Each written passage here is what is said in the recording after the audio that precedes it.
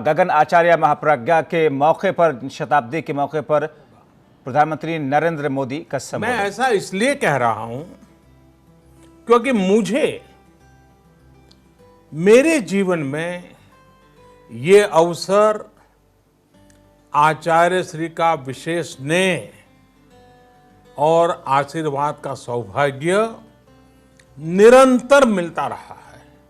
मैं अपने आप को भाग्यशाली मानता हूं। मुझे याद है जब गुजरात के मुख्यमंत्री के रूप में मैं कार्य संभालता था, उसी कालखंड में आचार्य जी का गुजरात आना हुआ था। मुझे उस समय उनकी अहिंसा यात्रा में, मानवता की सेवा के अभियान में शामिल होने का अवसर भी मिला था और मैंने तब आचार्य प्रवर के सामने कहा था, मैं चाहता हूं ये तेरा पंथ मेरा पंथ बन जाए। आचार्य श्री के स्नेह से तेरा पंथ भी मेरा पंथ बन गया और मैं भी आचार्य श्री का बन गया। साथियों, मैंने हमेशा उनके सानिध्य में ये अनुभव किया कि उनके जैसे युग ऋषि के जीवन में अपने लिए कुछ नहीं होता है। उनका जीवन, उनका विचार, उनका चिंतन, सब कुछ सिर्फ और सिर्फ समाज के लिए, मानवता के लिए ही होता है। आचार्य महाप्रज्ञ जी कहते भी थे, मैं और मेरा। आचार्य जी बार बार कहते थे, मैं और मेरा छोड़ो तो सब तुम्हारा ही होगा। उनका ये मंत्र, उनका ये दर्शन उनके जीवन में स्पष्ट दिखाई भी देता था। हम सब ने देखा है उनके जीवन में उनका अपना कुछ नहीं था, लेकिन हर कोई उनका अपना था। उनके जीवन में परिग्रह किसी भी वस्तु का नहीं था, लेकिन प्रेम हर व्यक्ति के लिए था, जीव मात्र के लिए था। साथियों, दुनिया में जीवन जीने का दर्शन तो आसानी से मिल जाता है।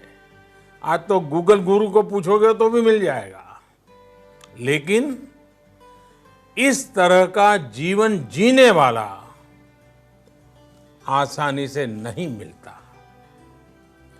जीवन को इस स्थिति तक ले जाने के लिए तपना पड़ता है, अपने आप को तपाना पड़ता है।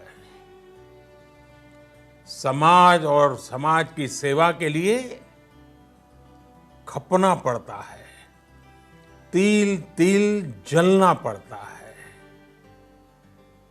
और ये कोई साधारण बात नहीं है। पर असाधारण व्यक्तित्व ही असाधारण को चरितार्थ करता है। तभी तो राष्ट्र कवि रामधारी सिंह दिनकर जी कहा करते थे कि आचार्य महाप्रज्ञ जी आधुनिक युग के विवेकानंद है। इसी तरह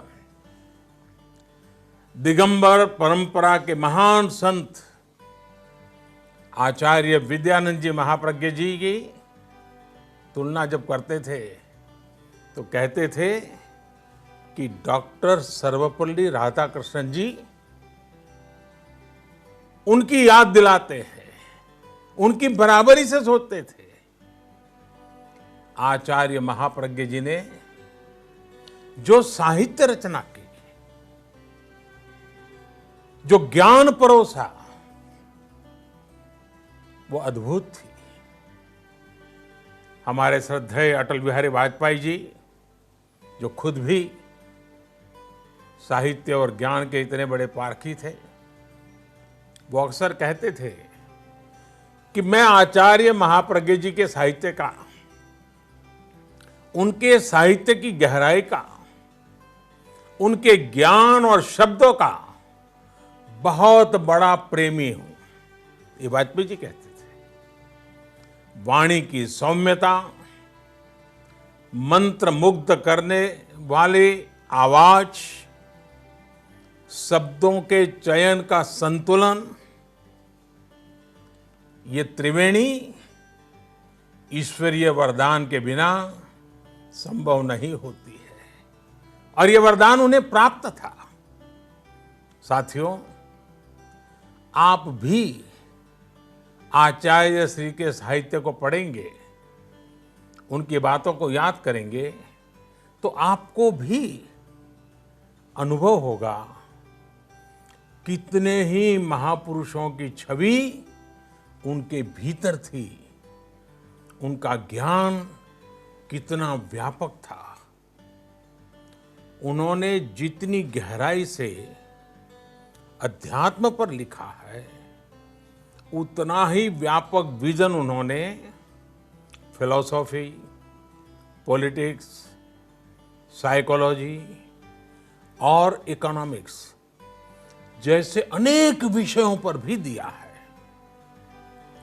इन सब्जेक्ट्स पर महाप्रज्ञ जी ने संस्कृत, हिंदी, गुजराती, इंग्लिश में 300 से ज्यादा किताबें लिखी हैं, और आपको उनकी वो पुस्तक तो याद होगी, और नहीं है तो याद कर लेना चाहिए। और मैं तो रेकमेंड करता हूं उसे बार बार पढ़ना चाहिए। The family and the nation. ये किताब महाप्रज्ञ जी ने डॉक्टर एपीजे अब्दुल कलाम जी के साथ मिलकर लिखी थी। एक परिवार सुखी परिवार कैसे बने, एक सुखी परिवार एक समृद्ध राष्ट्र का निर्माण कैसे कर सकता है, इसका विजन इन दोनों महापुरुषों ने इस किताब में दिया है। मुझे वो दिन भी याद है जब मुख्यमंत्री कार्यकाल में अब्दुल कलाम जी जब गुजरात आए थे, तब मैं भी उनके साथ आचार्य प्रवर के दर्शन के लिए गया था।